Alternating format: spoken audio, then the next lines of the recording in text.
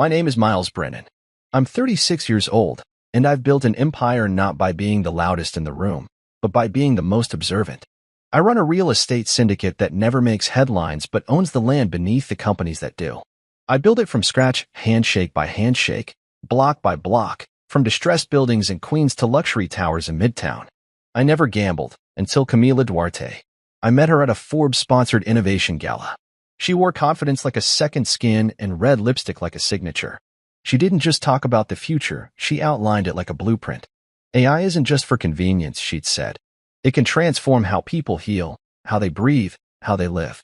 I remember the sparkle in her eyes when she pitched her startup, Vitalite, a wellness platform powered by machine learning, promising precision-guided routines for nutrition, sleep, and emotional regulation. I wasn't just intrigued. I was floored. Within months, I'd invested. Not just a little. 60 million. That was supposed to be seed, scale, and expansion all rolled into one. I wasn't naive. I had lawyers draft bulletproof contracts, clauses that protected my stake, my rights, my future. But Camila had a way of making risk look like romance. We married in Tuscany 6 months later. Champagne in our veins, partner tattooed across every part of our lives. We lived on the 58th floor of the Halden residences, glass-wrapped and skybound. She curated the life we shared like a social media feed, lavish, clean, aspirational. We built routines around strategy. Breakfast was data. Lunch, power calls. Espresso shots became brainstorming sessions. Even our pillow talk rotated around investor decks and upcoming pilots. I trusted her. Why wouldn't I? Every update she gave me was wrapped in momentum. Rodrigo thinks we can double our user base in Latin America. The Madrid summit is key to European expansion. We need to court Apple Health, maybe Amazon. It all sounded sharp, scalable, sexy. And then came the night that split my world clean down the middle. I was home late, past 11. The office had bled into dinner, and I didn't bother to text.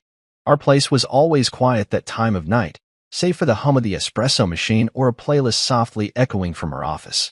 I stepped out of the elevator straight into our penthouse, loosened my tie, and followed the trail of her voice. The glass door to her office was cracked open. I heard her laugh, light, musical, a tone she rarely used with me anymore. Then another voice, Rodrigo's.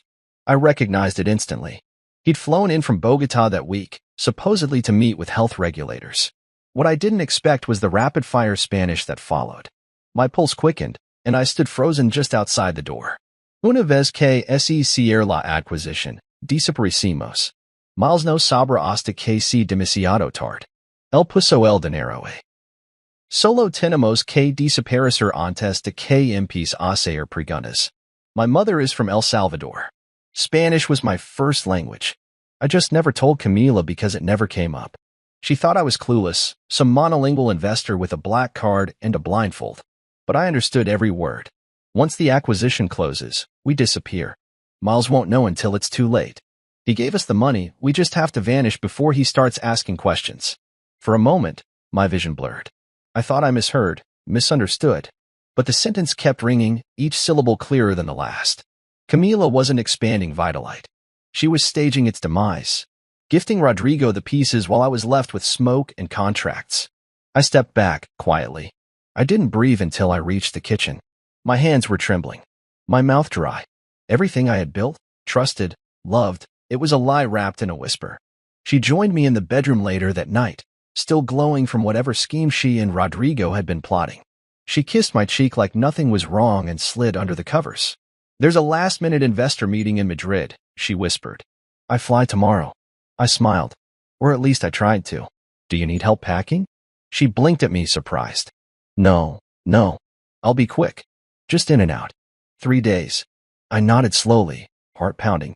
Let me know if you need anything. I lay beside her that night like a statue, staring at the ceiling, replaying every conversation we'd ever had. I saw now what I hadn't wanted to see, her meetings that ran late, the password she changed, the way she redirected questions with charm. I wasn't just being left behind. I was being erased. But not quietly. Not by her. And certainly, not without a fight. I didn't sleep that night.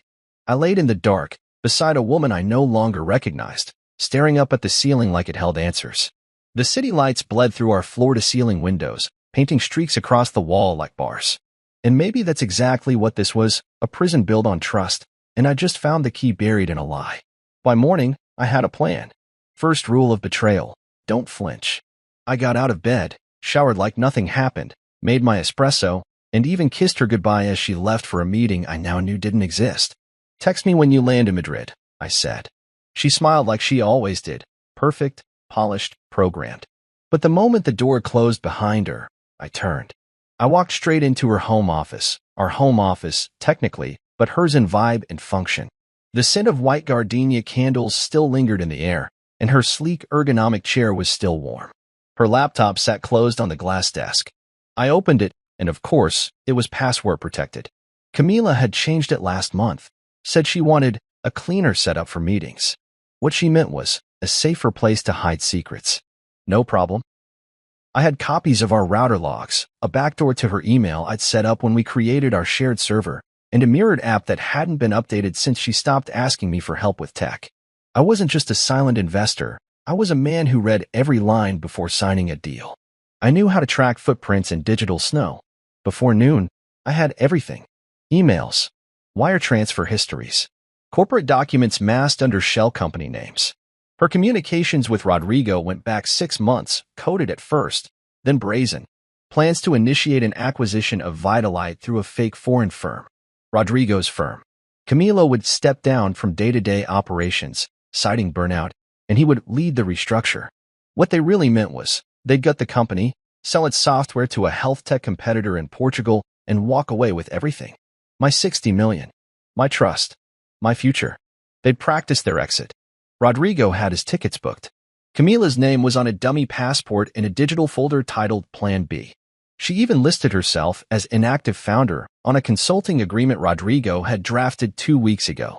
I sat there reading and rereading until the letters blurred. It wasn't just business betrayal. It was personal. Every kiss, every toast, every whispered promise in bed, it all felt like arsenic now. I wanted to scream, break something, but I didn't. I took a deep breath, then another. If she wanted a clean getaway, she should have picked someone dumber. I made one call. Harper Lou. Harper had been my auditor for 7 years, sharp, loyal, and allergic to bullshit. I didn't need to explain everything. I just said, Camila's trying to move money through foreign holdings. I need a full trace. Today. No questions, she asked. Just results. Give me 6 hours. While she dug through digital dirt, I made my next move. I called in a favor from my cybersecurity guy, a ghost who owed me big after I helped him settle a real estate deal under the radar in Brooklyn. Within an hour, I had full remote access to Camila's tablet and Rodrigo's shared server. I wasn't just gathering evidence. I was building a wall around them, brick by digital brick. By the time Camila's Madrid trip rolled around, I was ready. I helped her pack like the doting husband she believed me to be. She brought her favorite gray cashmere wrap and that overpriced vintage Prada bag she liked to pretend was an impulse buy but had bookmarked for months. I sipped her luggage, wheeled it to the elevator, kissed her on the cheek, and said, "Text me when you land. Okay?" She grinned, leaned into me. Of course. I watched her disappear through the elevator doors. Then I called Harper back. "I traced it," she said. "Rodrigo has a fake consulting firm registered in Panama. It just moved $2.3 million from one of Vitalite's sub-accounts this morning. Camila's name isn't listed as a current executive. She's out on paper. She's erasing herself." Exactly. My chest tightened. "We need to move fast," I said. "Already on it," Harper replied. "You'll have a full map of all accounts and shell links in 2 hours." By sunset, I was sitting in our living room, her laptop still open beside me, my phone buzzing with updates. I ordered takeout. Chicken biryani. She always hated the smell. I liked it more now. Camila had always said trust was the backbone of any great partnership. She just forgot what happened when that backbone breaks. And I had 60 million reasons to remind her. She came home late that night, not even bothering to fake exhaustion. Camila walked through the door like a woman on fire, glowing, energized, high on strategy and secrets. She kissed me on the cheek, the same spot she'd kissed 100 times before. I stood still, memorizing the motion. She didn't linger. She didn't notice the stiffness in my jaw, or the way my eyes didn't follow her as she moved into the bedroom. She dropped her heels near the closet, pulled off her earrings like she was shedding a costume. "There's a last-minute investor meeting in Madrid," she said as she slipped into her silk robe. "I fly tomorrow."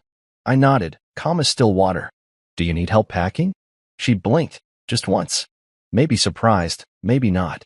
Maybe she'd already assumed I'd just go along with it. Camila had always been good at hiding things in plain sight. Hesitation behind a smile, deflection behind a compliment. I'll just throw a few things together, she said. Nothing big. I offered her a soft smile and walked over to the dresser, pulled open the drawer where we kept our travel documents. Do you have your passport? I asked casually, as if I hadn't already seen the copy labeled Plan B in a private folder she thought I'd never access. She reached for it instinctively, then paused. Yeah, got it earlier, she said. Why? No reason, I said. Just, the world's gotten messy. Wouldn't want anything to delay your flight. She leaned over and kissed me again, slower this time. Always thinking ahead. That's what I love about you. I nodded. That's why you married me, right? She laughed. That, and your espresso game. We fell asleep together, or at least, she did. I laid awake beside her, eyes open in the dark, the hum of the city rising and falling like a siren song. She curled into me at one point, her hand on my chest like nothing had shifted between us. I let her stay there. It felt symbolic, her sleeping like a child while I stared down the storm she'd created. By sunrise, the mask she wore had hardened into routine. She dressed in her travel chic, soft blue linen slacks, a tailored white blouse, and that gold pendant she said brought her luck, her mother's initials engraved in the back. I'd once paid for it myself. I hadn't realized I was funding a disguise. Don't forget to take your magnesium on the flight, I said as she wheeled her luggage to the elevator. You always remind me. I handed her the small leather pouch she used for documents. Inside it now was a GPS tracker embedded into the stitching. And your itinerary? Forwarded it to your email. Perfect. As the elevator doors closed, she waved. Love you. Love you too. The second she was gone, I turned to the mirror near the foyer. My face was stone. The man staring back wasn't the same husband she'd been lying to for months. That man had died somewhere between overhearing her Spanish confession and watching her kiss me goodnight. I was someone else now. Someone who saw the mask and knew how to tear it off. The next 12 hours were war prep. I called Harper. We're live, I told her. Then let's burn it down, she replied. I mirrored Camila's devices again, this time in real time. I watched her check in, watched her sit at the VIP lounge in JFK, watched her board. I tracked her laptop's GPS from takeoff to touchdown. She texted me once mid-flight, just landed in Madrid. Hotel car waiting. We'll call tonight. I didn't respond. I was too busy cracking open everything she had tried to hide. Harper had already drawn out the skeleton of Vitalitas financials, but now we drilled down to the muscle, the flow of capital through fake vendor invoices, the licensing deal she and Rodrigo drafted for a Portuguese shell buyer, the offshore accounts. The big reveal? Camila had restructured her equity stake through a silent merger clause, effective in 48 hours. After that, her ownership would be liquidated into Rodrigo's shell firm, converting assets directly into his control. I still remember staring at that document and laughing out loud. Not because it was funny, but because I realized she really thought she was going to get away with it. She thought I was just the man behind the money. She forgot I was also the one who made it. By early evening, I called in a new player, Delphine Moreau. Ruthless attorney, expert in international fraud litigation. She answered on the first ring. Miles Brennan, she said. What do you need torn apart? Everything my wife built behind my back. Send me the files. I'll take it from here. She did more than take it. Within the hour, she'd frozen the shared business account and flagged all suspect transactions with 2 European financial watchdogs. Harper had already begun transferring any remaining legitimate holdings into a secure escrow under my name. I changed all Vitalite admin passwords and revoked Camila's access to the board's Slack channel. A new login was issued, mine. The final move? I framed a photo from a conversation Camila thought was encrypted. Her and Rodrigo, leaning in, laughing, planning my downfall. At the bottom, I printed the words she'd whispered in Spanish. He's too blind to see what's coming. It was ready. By the time she came home, her name would be a ghost in every system she thought she owned. And I would be the one waiting in the silence she left behind. The moment Camila's flight lifted off the tarmac, the air in the penthouse shifted. I stood alone in the center of our living room, the same one where she once danced barefoot after closing her first funding round, and exhaled a breath I hadn't realized I'd been holding. She was gone. Finally. That bought me time. Not much, but enough to make my move.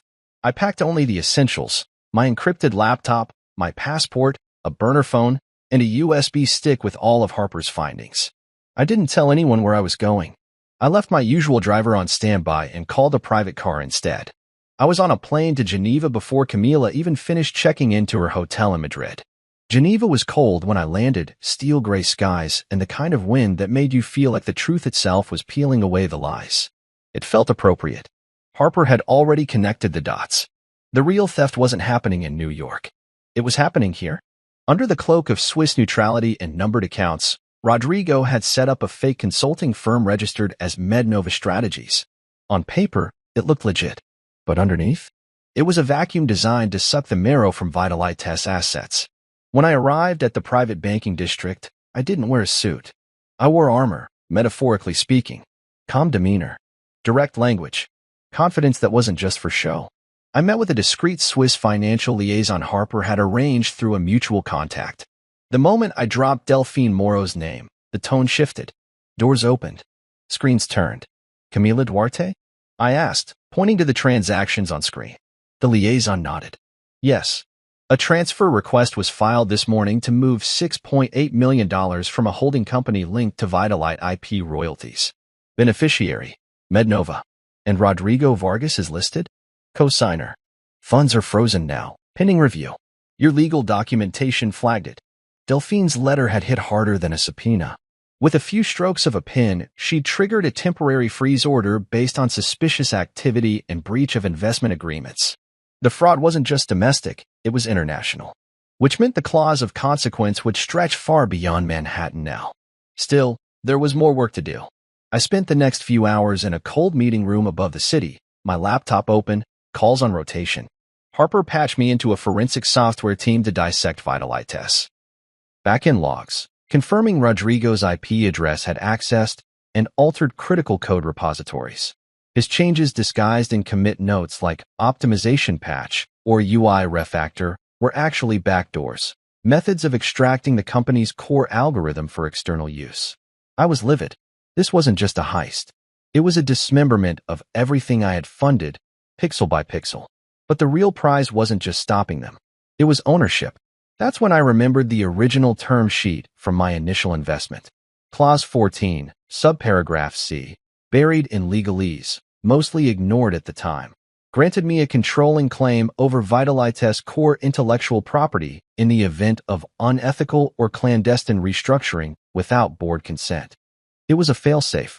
One my lawyers had slipped in, one Camila clearly hadn't read closely enough. By invoking it now, I didn't just freeze the money. I reclaimed the tech, the software, the product, the company, mine. With everything locked down, I caught a few hours of sleep at a small business hotel overlooking the Rhone. The bed was stiff, the room sterile, but for the first time in weeks, I didn't feel suffocated. I felt focused. By morning, I was in Delphine's office, sipping a bitter espresso across from her as she scrolled through the evidence I brought. "This is surgical," she murmured, tapping the screen. "They're arrogant. Sloppy too. They didn't expect anyone to check the transaction stack. They expected me to just bleed." She looked up at me with something close to admiration. "Well, now it's them who are hemorrhaging." We drafted and filed legal actions in 3 jurisdictions, New York, Geneva, and Lisbon, where the shell buyer had been planning to acquire the rebranded assets. We attached evidence from Harper, IP chain of custody documentation, and correspondence from Camila herself. There would be no ambiguity when the court reviewed it. Only betrayal in ink. Back in the hotel, I stared at the skyline for a long time. I thought about the first time Camila said the words, "Trust me." It was late. We were on the rooftop of a boutique hotel in Tribeca. She had a glass of Malbec in her hand, eyes shining with ambition. "Trust me, Miles," she'd said. "I'm going to change the world. And you'll be right beside me." I hadn't realized she meant I'd be financing the getaway car. But not anymore. By the end of the day, every account connected to Mednova had been flagged and marked. Every attempt Rodrigo made to move funds bounced back like a boomerang made of truth. I secured the software rights with my legal claim, filed new board appointments, and locked both of them out of all internal channels. The $60 million they thought was theirs, now frozen in place, waiting to return to the only person who ever truly believed in Vitalitas' potential. Me. And as Camila smiled for sunset selfies in Madrid, Unaware that the rug was disappearing beneath her, I smiled too. She took the wrong trip, and she was about to land in a world that no longer belonged to her. Madrid looked good on her, or at least, that's what her filtered Instagram stories wanted the world to believe. Sunsets behind ancient cathedrals, a perfectly framed espresso shot at a cafe table, a glimpse of her designer heels walking across the Plaza Mayor. Hashtag meetings and moments. Hashtag Vitalidogo is global. What they didn't see was what I saw. They didn't see the quiet panic on Rodrigo's end as every financial transaction he initiated failed. They didn't see the error messages he kept getting when he tried to access the Mednova account. They didn't see the alert he triggered when he attempted to transfer equity from the Shell firm to a Lisbon buyer, only to find out it no longer existed under his control. They didn't see that everything was slipping through their fingers, because I had intercepted it all. It started with a single clause, an overlooked paragraph buried in a document neither of them thought to reread. That clause granted me, as lead investor, the right to claim full IP ownership in the event of unauthorized internal restructuring. And thanks to Camila and Rodrigo's paper trail of lies, that clause was now ironclad. My attorney Delphine had made it official. The software that powered Vitalite, the AI framework Camila once pitched to me over candlelight, was no longer hers. It was mine. Harper, ever the meticulous machine, had flagged the moment Rodrigo tried to activate the stock payout mechanism written into his fake acquisition deal. What he didn't know was that Delphine had already registered a legal block on the asset pool, which rendered his options void. The stock bounce back was beautiful. One click, one denial, one quiet collapse. While Rodrigo scrambled, I flew to Washington, D.C., moving like a shadow with every step. I had no interest in headlines or dramatic confrontations. I was building something bigger, something bulletproof. I had arranged meetings with two people who mattered more than any tabloid headline: an SEC agent named Bristow and a federal investigator in the financial crimes unit, a steely woman named Layla Mendez. I showed them everything: emails, IP logs, the Panama connection, Camila's forged resignation, Rodrigo's offshore accounts. I laid it all out like a courtroom exhibit. No theatrics, just facts, damning and cold. Agent Bristow whistled low as he flipped through the packet. "You sure you want to do this? These people are going to be radioactive by the time this goes public." "I'm not doing it for revenge," I said. "I'm doing it to protect everything I've built, and to make sure no one else falls for their game." Layla nodded slowly. "We'll flag their passports. Investigate the firm. You'll get updates as we proceed." "You just made our job easier." I shook their hands, thanked them, and walked out into the DC sunlight. It felt warmer than I expected. Back in New York, I made my final move. Vitalite's headquarters was in a sleek building in Midtown. Glass walls, minimalist everything, buzzing with curated energy. I hadn't visited in person since Camila took over the daily operations, but I still held silent authority as the primary investor. I walked in without fanfare, wearing a tailored suit and a face that didn't blink. The receptionist, a recent hire, gave me a cautious smile. "Can I help you, sir?" "You can let the staff know that as of this morning, Vitalite is under new management. Camila Duarte has been officially removed. Rodrigo Vargas is no longer affiliated with the company. You'll report directly to me or to Harper Lou." Her eyes widened. I'll notify the team." I nodded. "Also, change the lobby directory. Remove Camila's name." That evening, I returned to the penthouse and stood in the silence. Her office door was ajar.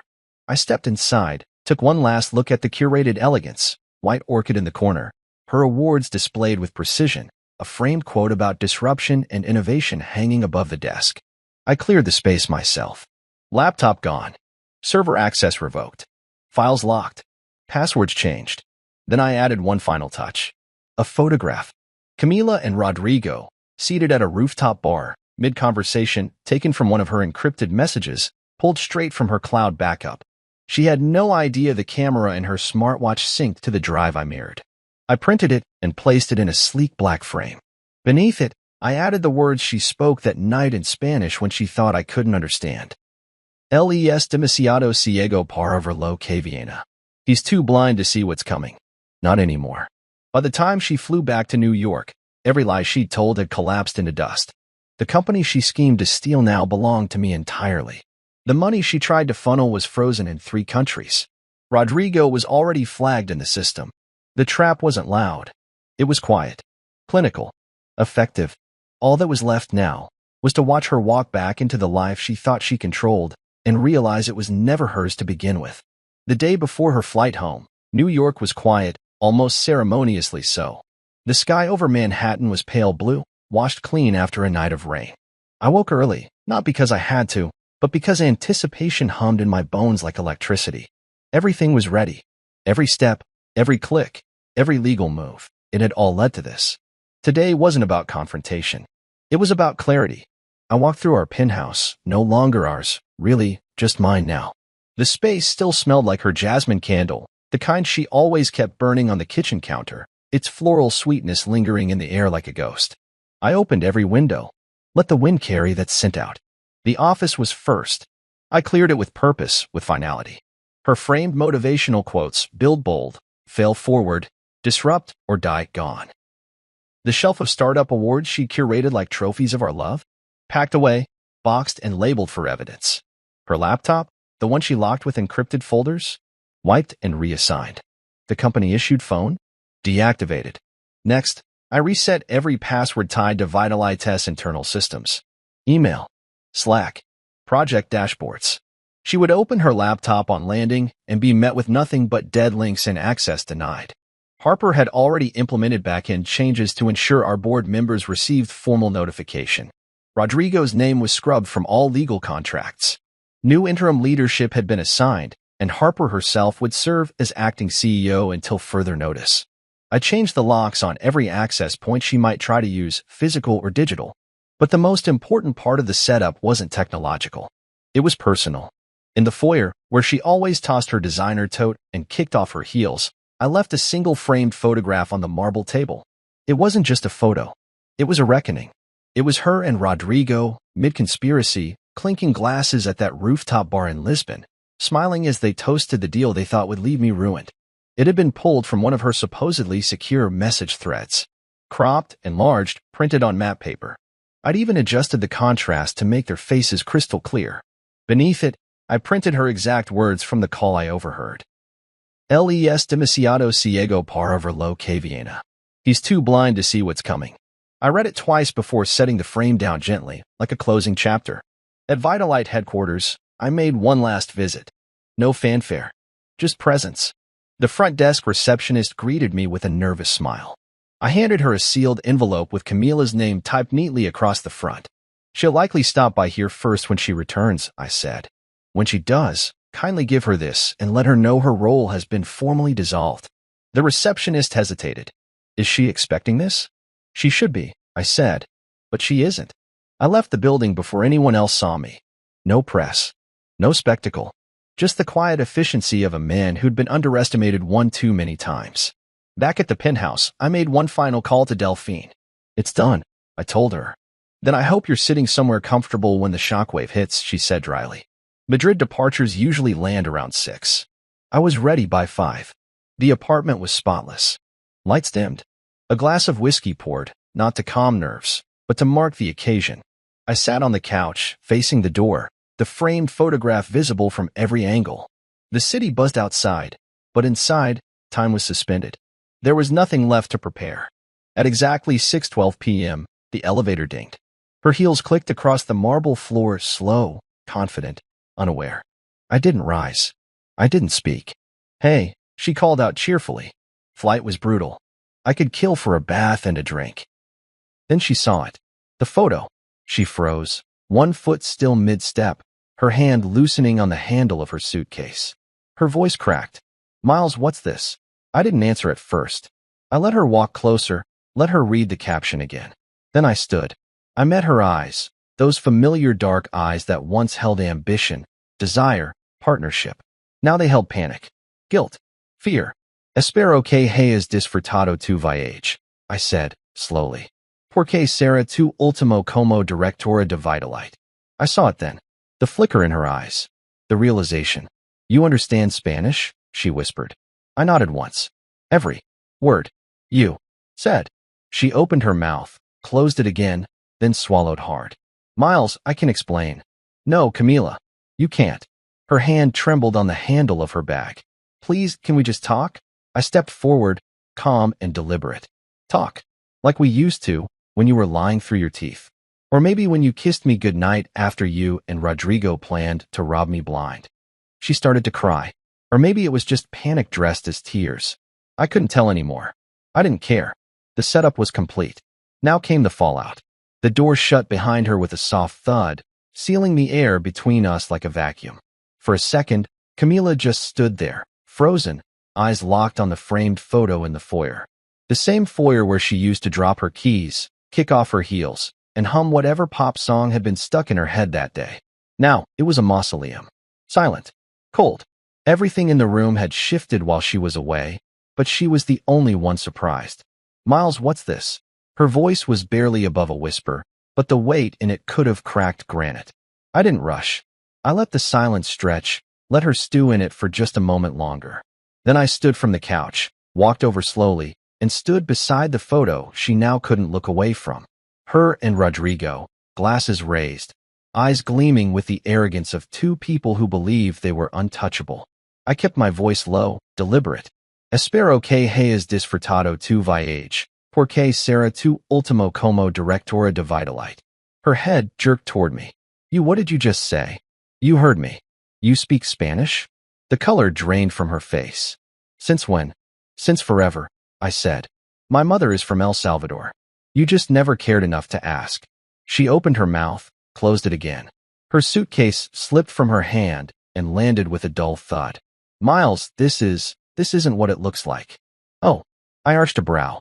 "Because it looks like my wife and her business partner tried to defraud me of $60 million, got the company I funded, and vanished like a couple of tech-savvy ghosts." Tears began to pool in her eyes, but I didn't move. I'd seen her cry before. After a tough investor meeting. After her mother's passing. After we watched that sad foreign film she pretended to understand better than I did. But this wasn't grief. This was exposure. And that was something entirely different. "Miles, please." Her voice cracked. "Rodrigo, it was his idea. I got in too deep. I was scared. Save it." I walked past her, toward the bar. Poured myself a splash of bourbon. The same bottle I'd opened the night she first pitched me Vitalite. Full circle. I sipped it and faced her again. "You planned this. Don't insult both of us by pretending otherwise." She stepped closer. "I didn't want to hurt you." "But you did." I cut in sharply. "Repeatedly. You lied to my face. You kissed me after meetings where you and Rodrigo plotted to erase me. You used our marriage as cover. You thought I was too blind, too in love, to notice. You thought I was just a checkbook with a heartbeat." Tears finally broke loose, trailing down her cheeks. "I made a mistake." "No," I said. "A mistake is forgetting an anniversary. A mistake is investing in a bad product. You orchestrated a theft. You committed fraud. You tried to vanish with everything I gave you." She slumped into the nearest chair like her legs had buckled beneath the weight of the truth. "I didn't think you'd find out. Because you thought I was a fool." She nodded, ashamed. "I did." I walked toward her, slow and steady, until I was standing just above her. "You built your empire on the assumption that I wouldn't dig deeper, that I'd just keep funding you and smiling through it, that I wouldn't know how to listen, how to fight back." She looked up at me. "So what now? You're divorcing me?" I didn't blink. "Oh, we're far beyond that. You're out of the company. Officially. Your access is revoked. The board has been notified. Harper's taken over interim operations. Delphine filed the ownership clause. The SEC has your transactions. You're being investigated for fraud and breach of fiduciary duty." She gasped, a hand flying to her mouth. No, Miles, don't do this. Please. Don't beg," I said, voice cool as winter. "You didn't plead when you were moving money through shell accounts. You didn't cry when you told Rodrigo I was too blind to see what's coming. I was scared. You were selfish."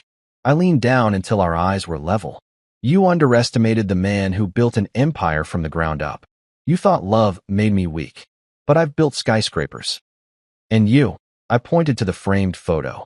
"You were just a crack in the foundation." Her shoulders shook as she sobbed, and for a second, I wondered if I should feel something. Pity, regret, nostalgia. But there was nothing. Just stillness. The kind that comes when you've cleaned the wound so thoroughly, there's no trace of infection left. She finally asked the question I've been waiting for. "What happens to me now?" I shrugged. "That's up to the federal investigators." and Rodrigo's probably already confessing everything to save himself. Camila stood slowly, defeated. Miles, where do I go? I held her gaze. Rodrigo's cell is probably warm. She stood there like a pillar cracked down the middle, still upright, but seconds from crumbling. Camila had never looked so small. Not even in our earliest days, when Vitalite was just wire frames and napkin sketches. Not when investors walked away.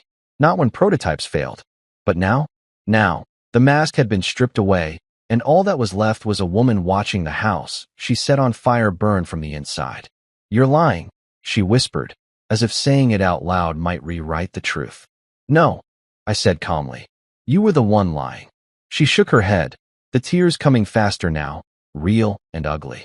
You wouldn't do this to me. You wouldn't turn the government on me, freeze my accounts, take my company. Our company, I corrected. And you didn't leave me a choice. You didn't just betray me, Camila. You betrayed every employee, every investor, every person who believed in the product. You didn't walk away. You plotted a heist.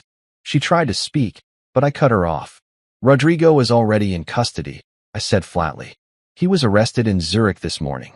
He triggered an alert when he tried to enter a branch office under his Mednova alias.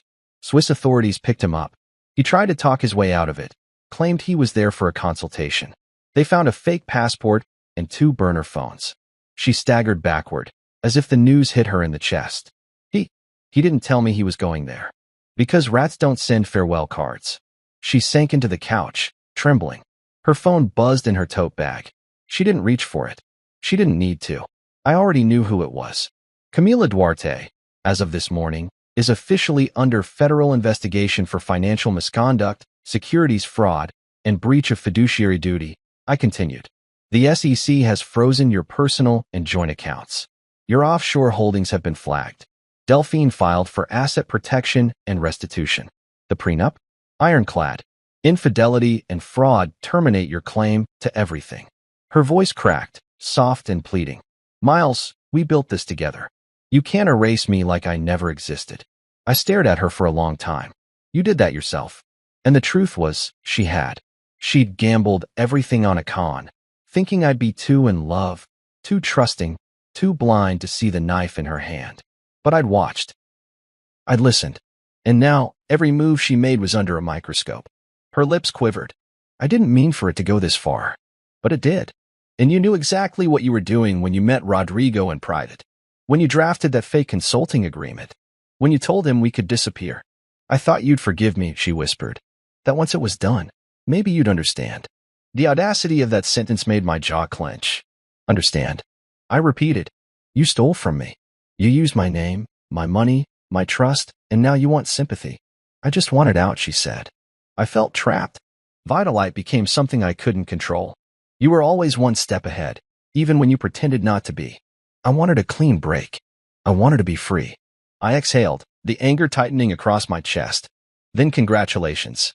You're free now. Free of me. Free of the company. Free of your money.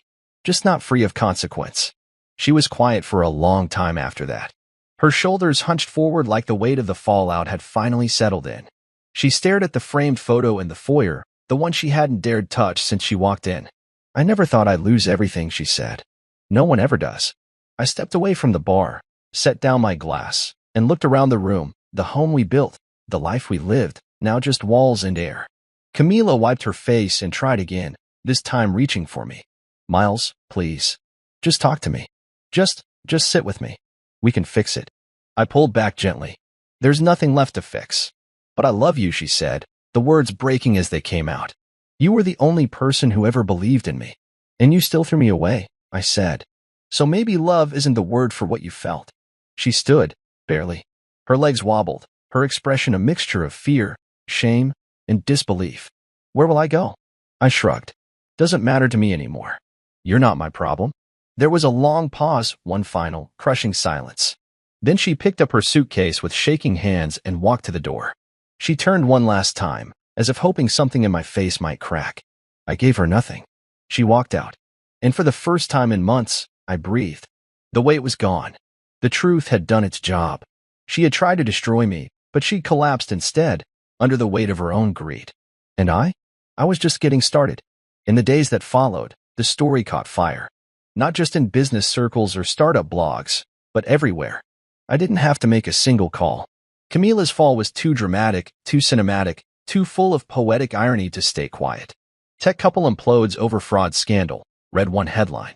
Wellness CEO caught in $60 million betrayal, said another. My phone buzzed constantly with reporters, old contacts, and a few enemies pretending to check in. I answered none of them. The morning after she left, I sat at the kitchen table alone, coffee in one hand, silence in the other. There was no rage left in me, no bitterness clawing at my chest. Just a strange, still quiet. The kind that follows a hurricane. The apartment was clean, too clean, like a model unit again. Her presence had been scrubbed out. No half-empty moisturizer jars, no silk scarves tossed over chairs, no lingering perfume trails in the hall. She was gone. Truly gone. And yet, her fingerprints were still on everything. Not the literal ones, but the decisions, the deception, the months I'd spent building something with someone who was planning its collapse the entire time. It was like discovering a blueprint for your own funeral written in your spouse's handwriting. But I didn't grieve. I audited. I watched as Harper transitioned seamlessly into her interim CEO role. She was sharp, efficient, and more than capable. In a single week, she stabilized the ship Camila nearly capsized. Staff morale was bruised but recovering. Investors, surprisingly, remained calm, especially after they learned I'd recovered 88% of the diverted funds, and that Rodrigo had started cooperating with authorities in exchange for reduced sentencing. Camila, however, went dark. She disappeared from social media. Her lawyers released a vague, tightly worded statement about a misinterpretation of financial strategy. It didn't matter. The damage was done. She was trending for all the wrong reasons, her name permanently attached to the kind of scandal no rebranding could clean. Every day, I walked past that framed photo I left in the foyer. Not out of cruelty, out of memory. A reminder that even the smartest minds can be blinded by desire, even the boldest partners can betray you, and even someone who once kissed you like a secret could become a stranger overnight. I started going back to the office more. Not Vitalite, my real estate firm. The quiet powerhouse behind towers, leases, and commercial lots no one talks about but everyone relies on. It felt grounding, getting back to the world I built before Camila, the world where strategy wasn't smoke and mirrors, where handshakes still meant something. One afternoon, I stopped by the Vitalite headquarters. Harper walked me through the new direction. Less influencer fluff, more clinical testing, tighter data security protocols. She'd moved Camila's old office to a smaller suite, turned the glass corner office into a shared creative space. The team was thriving, rebuilding trust piece by piece. You know, Harper said as we reviewed the new user metrics, I think this might end up being the best thing that ever happened to the company. I raised a brow. A public scandal? SEC investigations? Fraud charges? She smirked.